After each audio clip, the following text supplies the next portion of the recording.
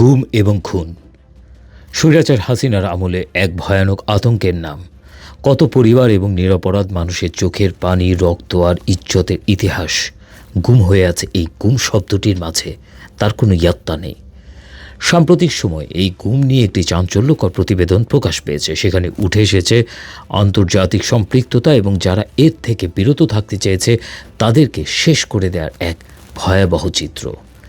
গুম সংক্রান্ত ঘটনা তদন্তে অন্তর্বর্তী সরকারের গঠিত কমিশন তাদের প্রাথমিক প্রতিবেদনে বলেছে, এই ধরনের ঘটনার পেছনে শুধু দেশীয় নিরাপত্তা বাহিনীই নয়, বরং বিদেশি অংশীদারদের ভূমিকা এবং বাহিনীর অভ্যন্তরের দ্বিধা ও মতবিরোধ রয়েছে।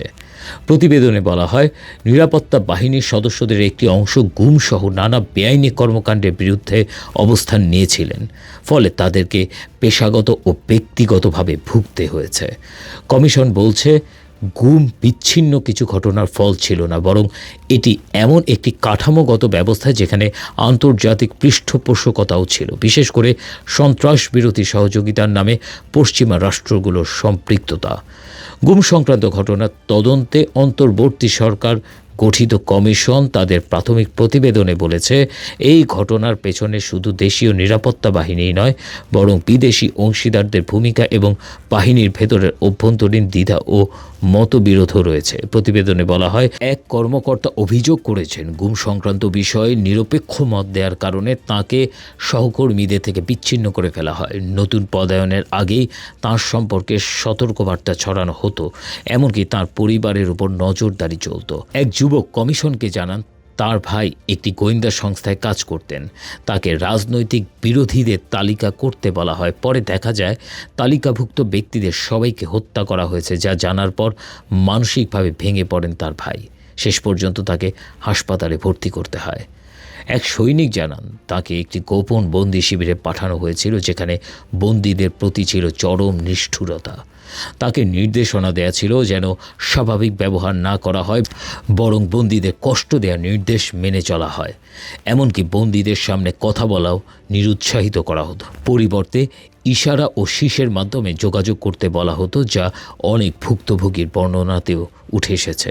প্রতিবেদনে বলা হয়, ওই সৈনিক এক পর্যায়ে প্রতিরোধের ছোটোখাটো চেষ্টা করতেন, যেমন নিজের খাবার বন্দীদের দিয়ে দিতেন।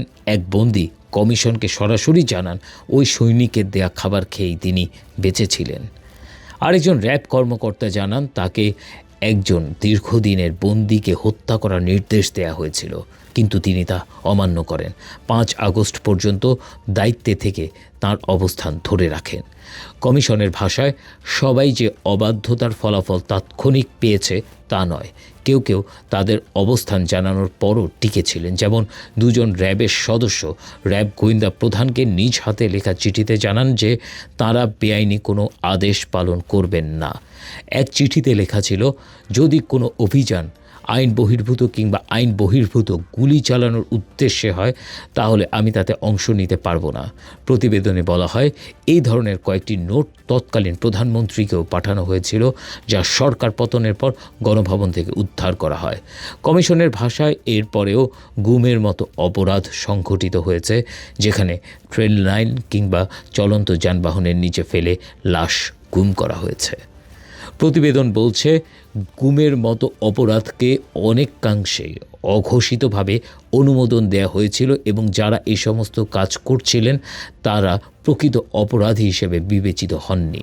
কমিশনের প্রতিবেদন জানায়, আন্তর্জাতিক সংযোগও এই ঘটনার পেছনে কার্যকর ছিল। প্রতিবেদনে বলা হয়, ভারতের সঙ্গে সংশ্লিষ্টতা ছাড়াও আওয়ামী লীগ সরকার সন্ত্রাস বিরোধী যৌথ কার্যক্রমের অংশ হিসেবে পশ্চিমা সহযোগিতার সুবিধাও পেয়েছে। প্রতিবেদনে আরও বলা হয়, একজন ভুক্তভোগী কমিশনকে জানান যে ডিবির হেফাজতে 2 জন আমেরিকান নাগরিক তাকে জেরা করেছিলেন। যদিও তাঁরা সরাসরি নির্যাতনে অংশ নেননি, তথাপি তাদের উপস্থিতিতেই এই বেআইনি আটক ব্যবস্থাকে বৈধতা দেয়। ডেস্ক রিপোর্ট, বাংলার আওয়াজ।